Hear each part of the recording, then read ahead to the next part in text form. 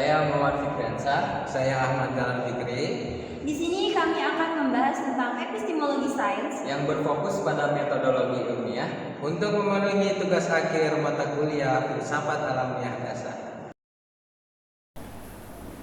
Oke, di sini kami akan membahas tentang epistemologi sains yang berfokus pada metodologi ilmiah.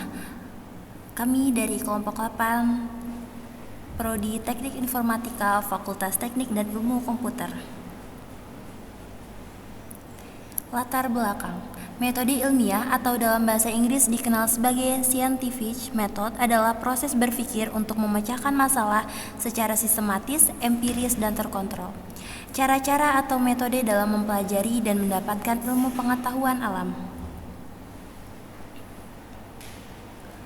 Langkah-langkah dalam metode ilmiah ada 5. Yang pertama, merumuskan masalah. Yang kedua, merumuskan hipotesis. Yang ketiga, mengumpulkan data. Yang keempat, menguji hipotesis. Dan yang kelima adalah kesimpulan. Langkah-langkah yang pertama yaitu merumuskan masalah. Berpikir ilmiah melalui metode ilmiah didahului dengan kesadaran akan adanya masalah. Permasalahan ini kemudian harus dirumuskan dalam bentuk kalimat tanya. Dengan penggunaan kalimat tanya diharapkan akan memudahkan orang-orang yang melakukan metode ilmiah untuk mengumpulkan data yang dibutuhkannya, menganalisis data tersebut, kemudian menyimpulkannya. Perumusan masalah adalah sebuah keharusan. Bagaimana mungkin memecahkan sebuah permasalahan dengan mencari jawabannya bila masalahnya sendiri belum dirumuskan? Langkah yang kedua, merumuskan hipotesis. Hipotesis adalah jawaban sementara dari rumusan masalah yang masih memerlukan pembuktian berdasarkan data yang telah dianalisis. Dalam metode ilmiah dan proses berpikir ilmiah, perumusan hipotesis sangat penting. Rumusan hipotesis yang jelas dapat membantu mengarahkan pada proses selanjutnya dalam metode ilmiah. Seringkali pada saat melakukan penelitian, seorang peneliti merasa sebuah data sangat penting.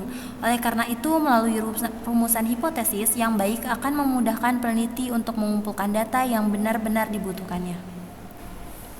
Hal ini disebabkan berpikir ilmiah dilakukan hanya untuk menguji hipotesis yang telah dirumuskan.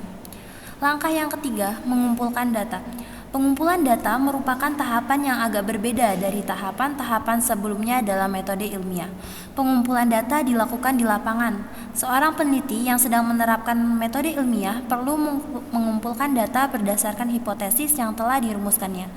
Pengumpulan data memiliki peran penting dalam metode ilmiah sebab berkaitan dengan pengujian hipotesis.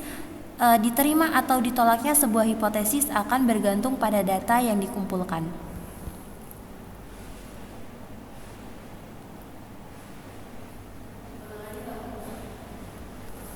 Selanjutnya yaitu langkah-langkah untuk nomor 4, menguji hipotesis.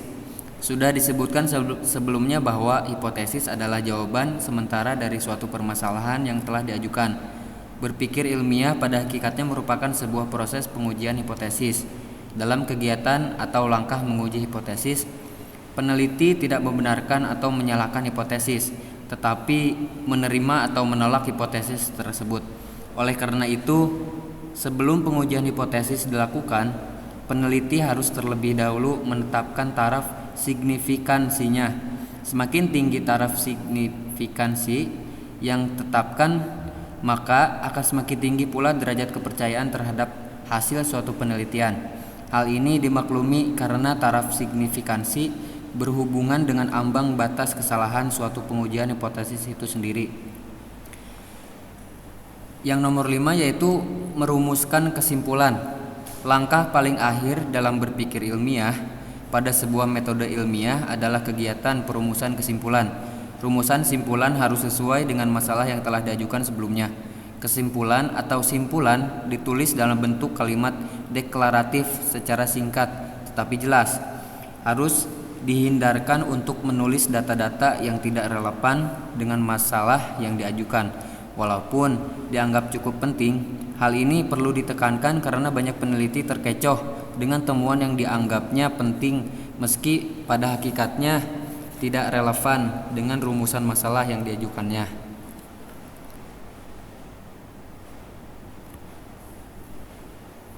Hipotesis pertama yaitu dugaan-dugaan yang bersifat ilmiah berdasarkan bukti dan fakta yang ada.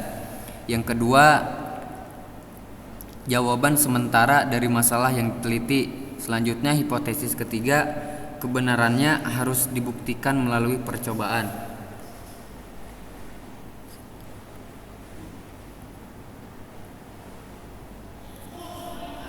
Kegiatan penelitian di laboratorium memahami pedoman keselamatan kerja di lab tersebut.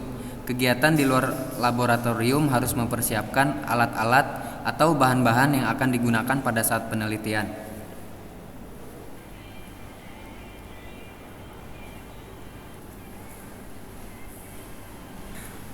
Oke, selanjutnya di sini adalah mengolah data proses 1 dan proses 2.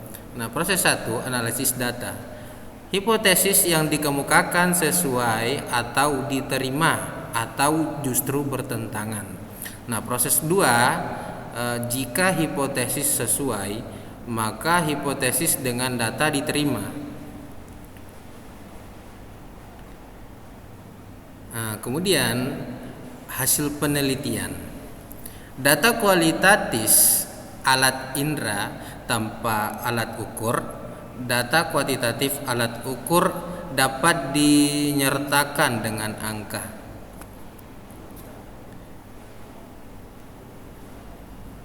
Oke, kemudian kesimpulan. Rangkuman apa yang sudah dilakukan selama kegiatan penelitian. Apakah data yang dihasilkan mendukung hipotesis apa tidak? Tujuan mengkonstruksikan hasil pengamatan atau penemuannya.